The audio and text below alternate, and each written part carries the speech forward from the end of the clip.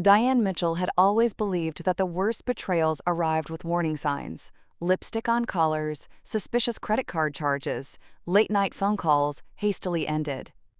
She had spent her 39 years as a hospital administrator, thinking she understood how deception worked, how lies were constructed, how trust eroded gradually. NSHE was wrong about all of it.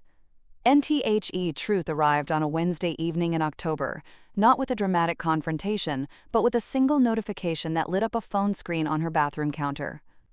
Diane had been in the bedroom folding laundry, her husband Trevor in the shower after his usual evening jog through their Seattle neighborhood. The sound of water running provided a mundane soundtrack to the moment her 14-year marriage shattered, NPing NSHE almost didn't look. Privacy had always been sacred between them. Trevor's phone was Trevor's business, and Diane had never been the type to snoop.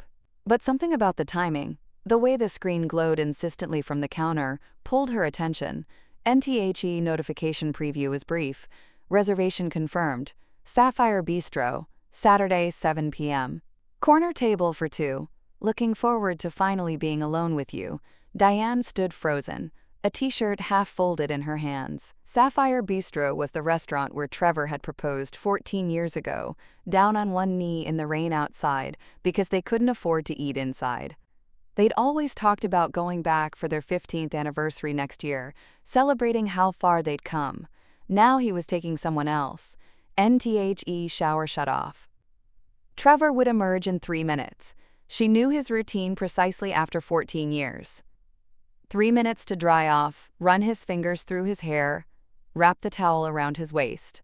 3 minutes before he'd walk out and ask what was for dinner, completely unaware that she'd seen the message. Diane's hand moved before her brain fully processed the decision. She picked up the phone.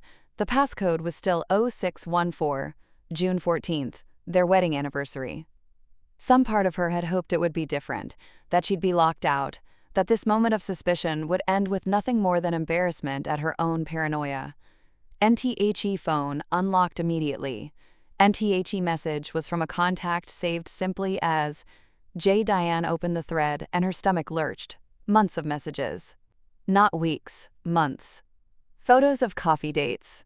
Intimate dinners at restaurants Diane had never heard of. Screenshots of flight confirmations to San Diego that Trevor had claimed were solo business trips. And running through every conversation, a casual intimacy that felt like acid on Diane's skin. Can't wait to see you tonight. Wear the blue dress. Last night was perfect. You're perfect. I told Brian I'm working late. We have the whole evening. And Brian. Diane's breath caught. She scrolled frantically, looking for context, for anything that would tell her who G was. And then she found it. A photo from a month ago. Trevor with his arm around a woman Diane recognized immediately. Jenna Walsh. The pharmaceutical sales representative, who'd been partnering with Trevor's medical practice for the past year. Diane had met her exactly twice at practice events. She'd seemed nice, professional, with a quick laugh and an engagement ring that caught the light when she gestured. The ring was visible in this photo too, on the same hand that rested on Trevor's chest. Diane heard the bathroom door open. NSHE placed the phone back on the counter exactly where it had been, her hands remarkably steady despite the roaring in her ears. She walked back to the bedroom and picked up another t-shirt from the laundry basket, folding it with mechanical precision. Hey babe, what's for dinner? Trevor appeared in the doorway, damp hair sticking up, that easy smile she'd fallen in love with in college, still capable of making her chest tighten. NEXCEPT. Now it tightened with something entirely different. I was thinking of ordering Thai, Diane said, her voice coming out surprisingly normal. Unless you had something else in mind? Thai works. I'm starving. He crossed to the dresser, pulling out clean clothes. How was your day? That staffing meeting still giving you headaches? Diane watched him dress, this man she'd built a life with, and realized she was looking at a stranger. How many times had he come home from working late and asked about her day? How many nights had she cooked dinner for someone who'd already eaten with another woman? It was fine, she said. How about you? Busy day at the clinic? Yeah, actually. We've got that new treatment protocol rollout next week, so I'll probably be working late a few nights. He pulled a sweater over his head. Jen has been a huge help with the pharmaceutical logistics. Don't know what we'd do without her. NTHE lie was delivered so smoothly, so casually, that if Diane hadn't seen the messages, she would have believed every word. "That's nice," she managed. "It's good to have reliable partners." That night, Diane lay beside Trevor in their king-sized bed, listening to his breathing even out into sleep while her mind raced. She'd read enough of the messages to understand the scope of the betrayal. This wasn't a brief indiscretion or a moment of weakness. This was systematic, calculated, a whole separate life Trevor had constructed, while Diane believed they were building a future together. NTHE affair had been going on for at least 8 months, possibly longer. Trevor and Jenna had been to San Diego together twice, stayed at a resort in Cannon Beach, shared dozens of dinners at restaurants across Seattle. And through it all, Trevor had come home to Diane, kissed her goodnight, made love to her on their anniversary, and never once shown a crack in the facade. Diane could have confronted him, could have thrown the phone at his head, screamed, demanded answers. That's what happened in movies, in the dramatic third act, where the betrayed wife finally snapped. NBUT Diane didn't want drama. She wanted something else entirely. NSHE wanted him to feel exactly what she felt right now, the ground disappearing beneath her feet, the world revealed as fundamentally different than she'd believed it to be, and she had exactly 3 days to make it happen. NTHE next morning, Diane called in sick to work, something she'd done maybe 3 times in her entire career at Seattle General. Her assistant sounded genuinely concerned, offered to handle the day's meetings, told Diane to rest and feel better. Diane had no intention of resting. NTHE moment Trevor left for his clinic, kissing her on the forehead, reminding her to drink plenty of fluids. Diane opened her laptop and began research. First, Jenna Walsh. LinkedIn showed she'd been working for Mercer Pharmaceutical for 3 years, consistently making the top sales tier. Her profile mentioned she'd moved to Seattle from Portland 2 years ago. Her Facebook was mostly private, but the public photos showed her at various work events and one that made Diane's hands clench into fists. Jenna at what appeared to be a work retreat, wearing a t-shirt that said, "Future Mrs. Walsh, NNOT anymore," Diane thought grimly. And because Jenna was engaged to Brian Holloway, a software engineer at Amazon. His Facebook was considerably more public, filled with photos of the couple hiking, at Mariners games, standing in front of their new townhouse in Capitol Hill. He had kind eyes and an easy smile in every photo. NHE had no idea his fiancée was sleeping with her client, and Diane spent an hour crafting the perfect email. Not to Jenna. That would be too direct, too easy to dismiss as a jealous wife making accusations. Instead, Diane needed something more elegant. NSHE opened her work email and began typing end subject. Guest speaker opportunity, healthcare administration seminar, dear Mr. Holloway, N. Friday morning, Diane went to work as usual, smiling at colleagues, running her department meetings, reviewing the quarterly budget proposals that always gave her a headache. On the surface, everything appeared normal. But underneath, she was counting down hours, and 28 hours until Saturday at 7 p.m. Trevor had been predictably oblivious. He'd mentioned that morning that he might be home late Friday, catching up on patient files, he'd said, kissing her goodbye at the door. Diane had smiled and reminded him to eat something, playing the concerned wife role with an ease that surprised her. NSHE wondered if this was how Trevor felt, performing normalcy while your real thoughts lived somewhere else entirely. At 3 p.m., Diane received an email from Brian Holloway with a few follow-up questions about the seminar series. His enthusiasm was genuine, his questions thoughtful. He clearly took his career seriously, was eager to expand his professional network, saw this as a legitimate opportunity. Diane felt a pang of guilt. Brian didn't deserve to be caught in this trap she was setting. But he also didn't deserve to marry someone who'd spent months lying to his face, and Diane was fairly certain he'd want to know the truth before the wedding, which according to Jenna's Instagram was scheduled for next April. NSIX months from now, if Diane did nothing, Brian would be marrying a woman who'd spent their entire engagement sleeping with someone else. NTHE guilt evaporated. And Friday night, Trevor came home at 11 p.m., smelling faintly of perfume that wasn't Diane's preferred scent. He claimed he'd stopped for a drink with a colleague after finishing paperwork. Diane nodded, asked if he'd eaten, reminded him about their neighbor's birthday party on Sunday, playing house. "Hey," Trevor said as they were getting ready for bed. "I actually need to handle something tomorrow evening. Jenna needs help with a presentation for the new pharmaceutical reps. It'll probably take a couple hours." Diane brushed her teeth, met his eyes in the bathroom mirror. "That's fine. I was thinking of meeting up with Rachel anyway. We haven't caught up in weeks." "Perfect," Trevor relaxed visibly. "I should be home by 9 or so." "No rush," Diane said. "Take your time." Saturday arrived with rain. Typical Seattle October weather, the kind of persistent drizzle that made everything gray and muted. Diane spent the morning cleaning the house with obsessive focus, needing the physical activity to channel her nervous energy. At 2 p.m., she started getting ready. Not the way she usually got ready for a casual dinner, but the way she'd once prepared for important presentations or job interviews. She wanted to look powerful, controlled, undeniable. NSHE chose a burgundy wrap dress Trevor had always loved, paired with black heels and her grandmother's sapphire pendant, the one Trevor had given her for their 10th anniversary. Her makeup was understated but precise. Her hair fell in soft waves past her shoulders. When she looked in the mirror, she barely recognized herself. Not because she looked different, but because of what she saw in her own eyes, a hardness that hadn't been there a week ago. At 5:30, Trevor emerged from his office in slacks and the charcoal button-down Diane had bought him last Christmas. "Heading out to help Jenna with that presentation," he said, grabbing his keys. "You look nice.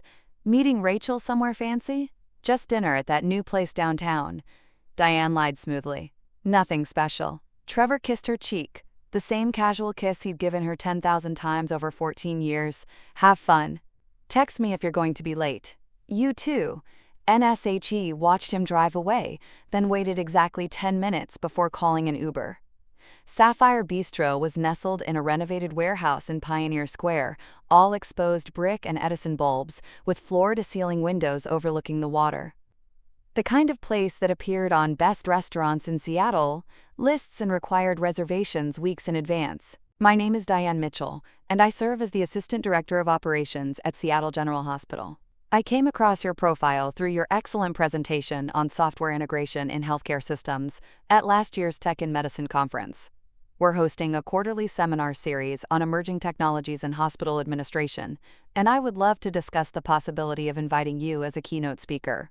I know this is short notice, but I have a dinner meeting scheduled for this Saturday at 7 p.m. at Sapphire Bistro to discuss the program details with potential sponsors. If you're available, I'd be honored to have you join us to explore this opportunity. Please let me know if Saturday evening works for your schedule. Best regards, Diane Mitchell, Assistant Director, Seattle General Hospital. NSHE hit send before she could second-guess herself. And then came the hard part, booking her own table, and Diane called Sapphire Bistro directly.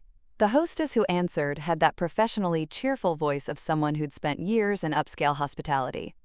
"Thank you for calling Sapphire Bistro. How may I help you?" "I'd like to make a reservation for Saturday evening at 7 p.m., Diane said, keeping her voice steady. "Certainly. For how many guests?" "2, please." Diane hesitated, then added, "I notice there's already a reservation under Mitchell for that time. That's my husband. We're actually meeting with potential business partners, and I'd like to request a table near his if possible. We'll be discussing a joint venture, and it would be helpful to be in proximity." There was a pause. "Let me check our seating chart." "Yes, we have the Mitchell party in our corner section. I can seat you at the adjacent table if that works." "That would be perfect." "Thank you. Any special requests for the table?" "Just privacy," Diane said. "And a good view of the room." After hanging up, Diane sat back in her home office chair and stared at her laptop screen. Brian Holloway's response had already arrived. He was interested. Saturday at 7 p.m. worked perfectly. He looked forward to discussing the opportunity, and everything was in place. Trevor thought he was having a romantic dinner with his mistress. Jenna thought she was stealing another evening with her affair partner. Brian thought he was attending a professional networking dinner. And Diane was going to introduce them all to reality. Diane arrived at 6:50, early enough to settle her nerves, but not so early that she'd appear desperate. The hostess checked her in with professional efficiency and led her to a table that offered a perfect diagonal view of the corner booth where Trevor would be sitting. NTHE restaurant was intimate without being cramped, the lighting warm and flattering. Soft jazz played from hidden speakers. Diane ordered a glass of red wine and tried to steady her breathing. Nat 6:58, Brian Holloway walked in. NHE was taller than Diane had expected, with sandy hair and glasses, wearing a blazer over a button-down shirt. He looked around the restaurant uncertainly until Diane stood and waved. "Mr. Holloway, I'm Diane Mitchell. Thank you so much for coming." "Brian, please." His handshake was firm, his smile genuine. "I'm really excited about this opportunity. The intersection of healthcare and technology is such a fascinating space." And they sat, ordered drinks, and began discussing hospital software systems with surprising ease. Brian was articulate and passionate about his work, and under different circumstances, Diane would have genuinely enjoyed the conversation. NBUT, she wasn't really listening. She was watching the door. Nat 7:12, Trevor arrived. NHE wore the same clothes he'd left home in, but he'd added cologne, the expensive kind he saved for special occasions. His hair was artfully mussed in that way that looked casual but required actual effort. Jenna appeared moments later, slipping in through the door in a fitted emerald dress that showed off her figure. She wasn't wearing her engagement ring, Diane noticed. That particular piece of jewelry had been left at home. They didn't see Diane. They were too busy smiling at each other with that private, conspiratorial look that comes from shared secrets and forbidden meetings. NTHE hostess led them to the corner booth. Trevor helped Jenna with her coat, his hand lingering on her bare shoulder. They slid into the booth facing each other, and Trevor immediately reached across the table to take her hand. Diane felt her chest constrict, the reality of seeing them together hitting different than reading text messages. This was real. This was happening. Her husband was holding another woman's hand in a restaurant, looking at her the way he used to look at Diane N., and that's why I think the integration challenges are actually opportunities in disguise. And Diane snapped back to attention. Brian was looking at her expectantly, waiting for a response to something she hadn't heard. "And I completely agree," she said, hoping that was appropriate. "Could you excuse me for just a moment? I need to use the restroom." "Of course." Diane stood, her legs feeling unsteady despite her outward composure. She walked past Trevor's table, close enough that she could have reached out and touched his shoulder. He didn't look up. He was too focused on Jenna, too wrapped in their bubble of intimacy. In the restroom, Diane gripped the sink and stared at her reflection. Her face was composed, her makeup still perfect, but her eyes betrayed her. They looked wild, frightened, like a trapped animal's. "You can do this," she whispered to herself. "You're doing this for you, for Brian, for everyone they've been lying to." NSHE straightened her spine, smoothed her dress, and walked back out. NBUT, instead of returning directly to her table, she angled her path to pass Trevor's booth from the opposite direction. This time, she slowed deliberately, timing it so she was directly in his peripheral vision when he glanced up from the menu. And their eyes met. Trevor's face went through a remarkable transformation, from contentment to confusion, to pure panic in the space of maybe 3 seconds. His grip on the menu tightened, knuckles going white. Jenna, noticing his reaction, followed his gaze and her eyes widened when she saw Diane. NFOR, a frozen moment. The three of them formed a triangle of recognition, the ambient noise of the restaurant fading into a high-pitched ringing in Diane's ears. Then Diane smiled. Not a friendly smile. Not the smile of someone running into acquaintances by coincidence. It was the smile of someone who knew exactly what was happening and was about to enjoy watching it unravel. "Trevor," she said pleasantly, her voice carrying just far enough. "What a coincidence." "Diane." His voice came out strangled. "What? I thought you were meeting Rachel. Change of plans." Diane turned to Jenna, extending her hand with devastating politeness. "We met briefly at Trevor's practice holiday party last year, didn't we?" "Jenna, right? How lovely to see you again." Jenna's hand was clammy when she shook Diane's. "Yes, hi, we're just walking on the beach on New Year's morning, watching waves crash and retreat." She thought about the woman she'd been 2 years ago, the one who'd discovered her husband's betrayal and felt her entire world collapse. NTHAT woman would be astonished by who Diane had become. Stronger, yes, but also softer in some ways. More open to joy, less afraid of being alone, completely confident in her ability to survive whatever life threw at her. NHER phone rang. Brian calling from his own New Year's celebration. And Happy New Year, Di. And Happy New Year. How's the party? Loud. May's family is intense. How's the beach? Perfect. Peaceful. Exactly what I needed. I'm glad. Hey, I wanted to say something. Thank you. For everything. For being there when my life fell apart. For helping me rebuild. For becoming one of my best friends. I don't know if I ever said that properly. Diane felt her throat tighten with unexpected emotion. You did the same for me. We saved each other, Brian. Yeah, we did. Here's to the next chapter, whatever that brings. To new chapters. The completely unwritten kind.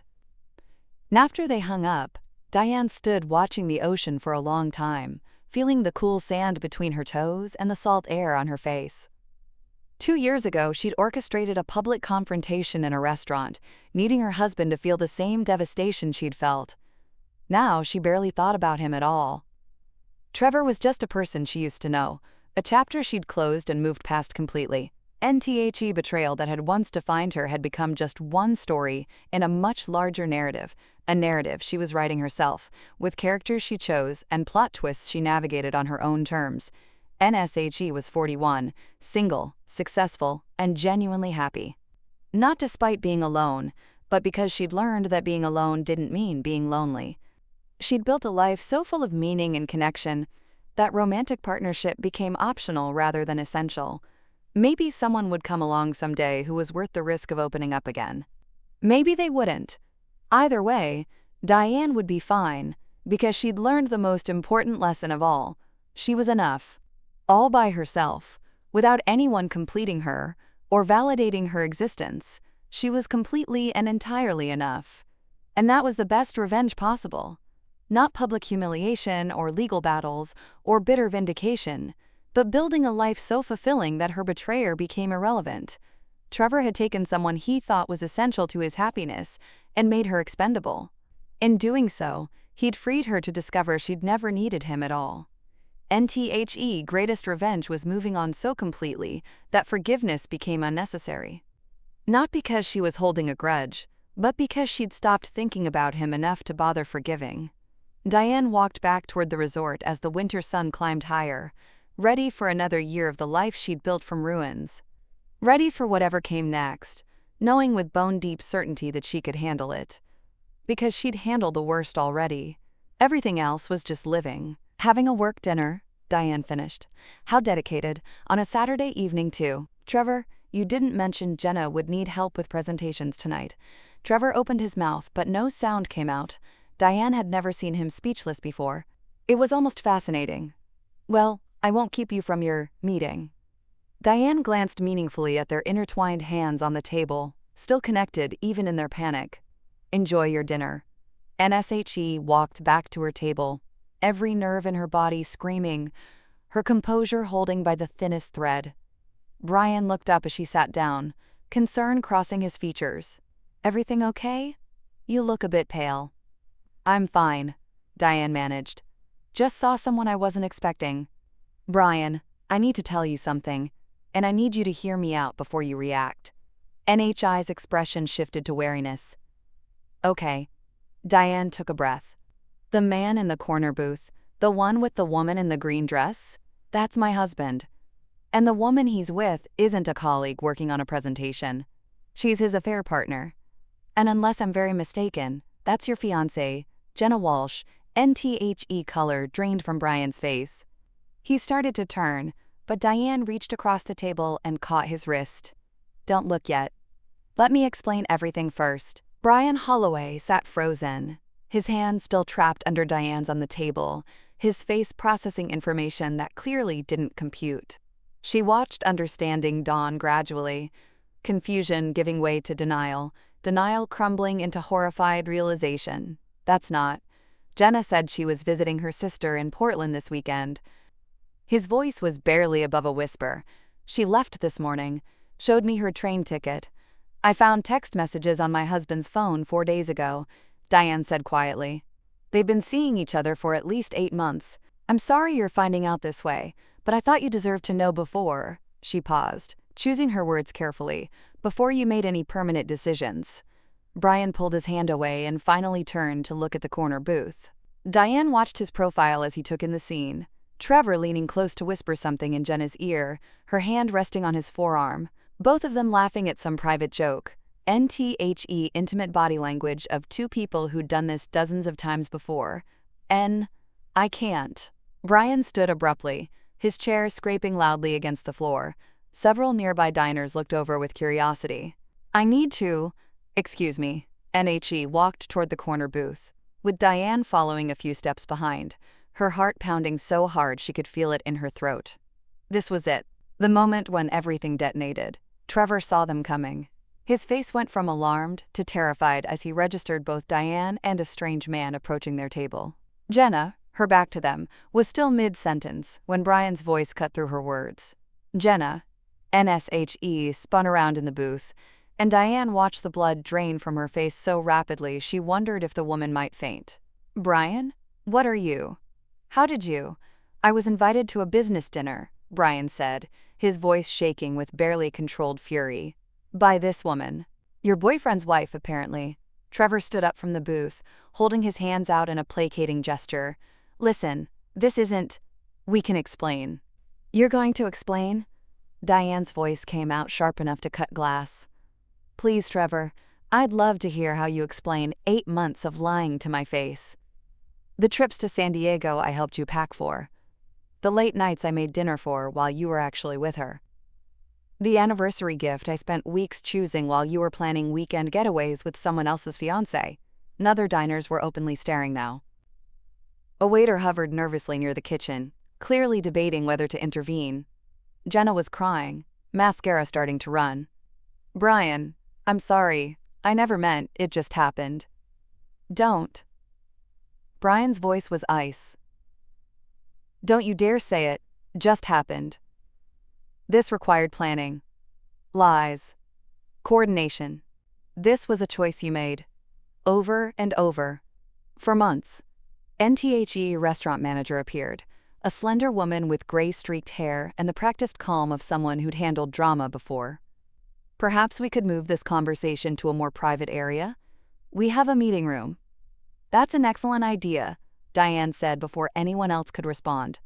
Trevor? Jenna? Shall we? NSHE made it sound like an invitation, but her tone made clear it wasn't.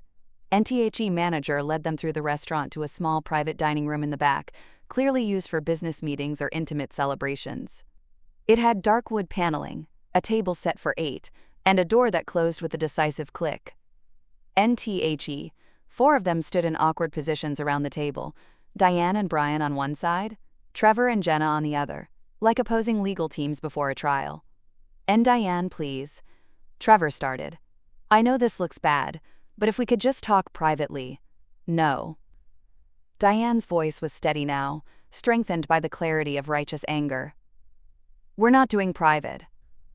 We're not doing your version where you spin this into something I misunderstood or blew out of proportion. For once, we're having a conversation where all the truth is on the table. NSHE pulled her phone from her purse and opened the screenshots she'd taken of Trevor's messages. 8 months of texts. 2 trips to San Diego you claimed were medical conferences. A weekend in Cannon Beach you said was a solo retreat to clear your head. Countless dinners, coffee dates, lunch meetings that had nothing to do with work. She slid the phone across the table. Brian picked it up, his jaw clenching as he scrolled through the evidence. And you sent her flowers, he said, looking at Jenna, on our anniversary. You said they were from your mom. Jenna's face crumpled. Brian, I'm so sorry. Stop saying you're sorry. His voice cracked. You're not sorry you did it. You're sorry you got caught. There's a difference. Trevor had gone quiet, slumped in his chair like a puppet with cut strings. Diane looked at him, this man she'd loved since college, who'd proposed in the rain, who'd held her hand through her father's funeral, who'd talked about growing old together, and felt a strange numbness where grief should have been. Why? She asked simply. Trevor raised his eyes to meet hers. I don't know. That's not good enough. I don't have a good answer, Di. It just, Jenna made me feel alive again. Like I wasn't just someone's husband or someone's doctor. I could be someone's affair partner? Diane finished coldly. Someone's midlife crisis? Someone's proof that the grass is always greener? Jenna spoke up, her voice small. It wasn't like that. Trevor and I connected on a real level. We understood each other in ways that your fiancé doesn't? Brian cut her off. The fiancé who spent 6 months renovating your home office because you said it would help your career? The fiancé who moved to Seattle because your job was here? That fiancé, and silence. Diane pulled out the hotel key card she'd booked earlier that day and set it on the table. I'm staying at the Fairmont tonight. Trevor, I'd like you out of the house by Monday. Take whatever you need for now. We can figure out the rest with lawyers. And Diane, please. 14 years, she said, her voice breaking slightly for the first time. I gave you 14 years of trust, of partnership, of building a life together. And you threw it away for, she gestured at Jenna, for excitement? For feeling alive? Do you have any idea how insulting that is? How it reduces everything we built to something you were willing to risk for a thrill? Trevor's eyes were wet now. I love you. I know I've destroyed everything, but I do love you. No, Diane said firmly. You love the idea of me. You love the stability I represent, the life we've built, the comfort of having someone waiting at home. But you don't love me enough to be faithful. You don't love me enough to tell the truth. And you definitely don't love me enough to put our marriage above your own selfish desires. NSHE turned to Brian. I'm sorry you got pulled into this. You deserved a better way to find out. And Brian nodded numbly. He was still holding Diane's phone, still staring at the messages as if trying to reconcile the woman in those texts with the woman he'd planned to marry. I need to go, he said finally. He set the phone down carefully and looked at Jenna with an expression that was somehow worse than anger. Pure disappointment. Don't contact me. Don't come to the apartment. I'll have my brother pick up your things next week. Brian? Wait. Jenna reached for him, but he was already walking toward the door. Diane followed him out, leaving Trevor and Jenna in the private room to face what they'd created. The restaurant had returned to its normal buzz of conversation and clinking glasses, though Diane caught several curious glances as she made her way to the exit. And outside, the rain had intensified. Brian stood under the awning, staring out at the wet street with his hands in his pockets. I really was excited about that speaking opportunity, he said without looking at her. Thought it was going to be a good night. I'm sorry I used you as bait. Don't be. You did me a favor. Better to know now than wake up 6 months into a marriage with someone who… He stopped, his throat working. How did you keep it together in there? You seemed so calm. I'm not calm, Diane admitted. I'm terrified and heartbroken and so angry I can barely see straight. But I refuse to let him see me broken. I refuse to give him the satisfaction of watching me fall apart. Brian turned to face her. Do you have somewhere to stay tonight? Someone to talk to? I have a hotel room. And probably more wine than is advisable. A ghost of a smile crossed his face. Same. Though in my case, it'll be whiskey. They stood in companionable silence for a moment, two strangers bonded by mutual betrayal and the wreckage of separate lives. Thank you, Brian said finally, for telling me, for giving me the chance to see the truth instead of walking blindly into a marriage built on lies. You're welcome. And Brian, you deserve someone who chooses you. Completely and without hesitation. Don't settle for less. NHE nodded, then stepped out into the rain without bothering to call an Uber, walking away down the sidewalk with his shoulders hunched against the weather. Diane waited until he'd disappeared around the corner, then pulled out her phone and ordered a car. While she waited, Trevor emerged from the restaurant. He spotted her immediately and walked over, looking smaller somehow than when the evening had started. Diane, don't. She held up a hand. I meant what I said. Out by Monday. My lawyer will contact you next week. Can we at least talk about this? Maybe try counseling? Counseling? Diane laughed, but it came out harsh. Trevor, you took another woman to the restaurant where you proposed to me. You held her hand in the place where we carved our initials in the table 14 years ago. There's nothing left to counsel. I made a mistake. No. A mistake is forgetting to pick up milk. A mistake is double booking a dinner reservation. What you did was a sustained, calculated betrayal that lasted 8 months. That's not a mistake. That's a choice. Multiple choices, made over and over, every single day you chose to lie to me. NHER Uber pulled up. Diane started toward it, then paused. I hope it was worth it, she said without turning around. I hope whatever you felt with her was worth throwing away everything we built. Because you don't get both. You don't get to keep me as your safe backup while you explore excitement somewhere else. NSHE got in the car and gave the driver the Fairmont's address. As they pulled away from the curb, she saw Trevor standing alone in the rain, and felt nothing. The hotel room was generic in its luxury: king bed with too many pillows, abstract art on cream walls, a view of the Seattle skyline glittering through floor-to-ceiling windows.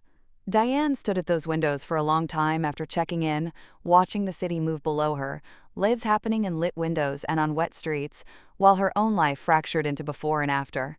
She'd told Brian she'd probably drink too much wine. Instead, she found herself unable to drink anything at all. Her stomach was twisted too tight, nausea rising whenever she thought about Trevor's face across that restaurant table, about Jenna's hand on his arm, about 14 years collapsing into rubble. And around midnight, her phone buzzed. Her sister Rachel calling, the real Rachel, not the fictional one Diane had used as an alibi. I couldn't sleep, Rachel said when Diane answered. Something felt wrong. Are you okay? And just like that, the facade Diane had maintained all evening shattered. She sank to the hotel room floor, back against the bed, and told Rachel everything while tears she'd been holding back finally broke free. I found out 4 days ago. The messages, the photos, the lies. And instead of confronting him, I planned this whole elaborate trap because I wanted him to feel what I felt. That moment of the ground disappearing. Does that make me crazy? It makes you human, Rachel said firmly. And honestly, kind of brilliant. He deserved to be called out publicly after lying to your face for months. What are you going to do now? I don't know. Sleep, maybe. Divorce him, definitely. Beyond that, Diane trailed off, exhausted by the thought of all the decisions ahead. They talked for another hour, Rachel providing both sympathy and practical advice, before Diane finally felt steady enough to attempt sleep. Sunday morning arrived gray and heavy, matching Diane's mood. She'd slept maybe 3 hours, waking repeatedly from dreams where she was back in the restaurant, except this time she couldn't speak, couldn't confront them, could only watch helplessly as Trevor kissed Jenna across the table. NHER phone showed 17 missed calls from Trevor and 9 text messages ranging from apologetic to desperate. She deleted them all without reading past the first few words. There was one message from a number she didn't recognize. This is Brian. Got your number from the hospital directory. Just wanted to check if you're okay. Yesterday was a lot for both of us. Diane appreciated the concern, but couldn't bring herself to respond yet. She needed time to process, to figure out who she was in the aftermath of this detonation. NBY Monday morning, she was back in her house in Ballard. Her house now, not their house, a subtle but significant shift in thinking. Trevor had actually listened for once. His closet was half empty, his toiletries gone from the bathroom, a note on the kitchen counter saying he was staying with his brother and would coordinate about picking up more belongings later. NTHE house felt simultaneously too large and exactly the right size. Diane walked through rooms they'd decorated together, past furniture they'd chosen, photographs they'd taken, and felt, I'm also terrified I'll mess this up, May admitted. Brian's been so hurt. I know he's watching for signs I'm going to betray him. I'm trying to be patient, but sometimes I worry it's not enough. It is enough, Diane said firmly. Just keep showing up.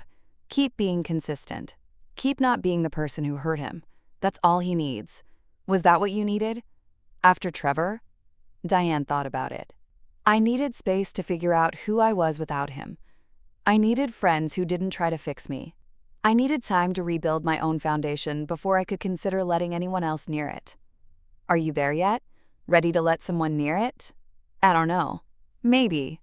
Ask me in another year. When Brian returned with wine, he found them deep in conversation about Diane's dogs and May's obsession with succulents, the kind of easy female friendship that develops when 2 women recognize they're on the same team. And driving home later, Diane felt genuinely happy for Brian. He'd found someone patient and kind, someone willing to navigate his damage without taking it personally. That was rare and precious. NSHE also felt the first stirrings of something she hadn't expected: readiness. Not to dive into a relationship, but to be open to the possibility. To stop letting Trevor's betrayal define her capacity for trust. Maybe, eventually, when someone worth the risk showed up.